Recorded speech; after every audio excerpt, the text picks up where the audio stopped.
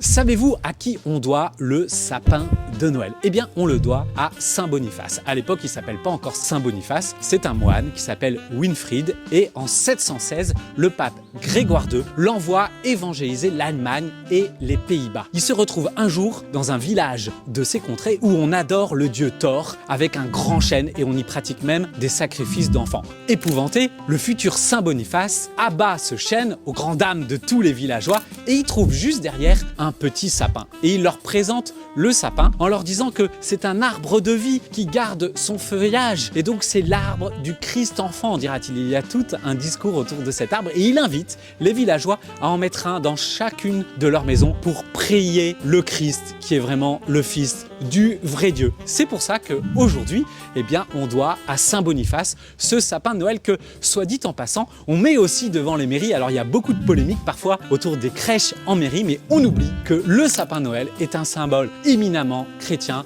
l'arbre de vie qui ne perd pas son feuillage en hiver, comme le dit aussi le psaume. Si vous voulez en savoir plus sur cette histoire et connaître les paroles même de Saint Boniface, rendez-vous sur www.lalumieredenoël.com.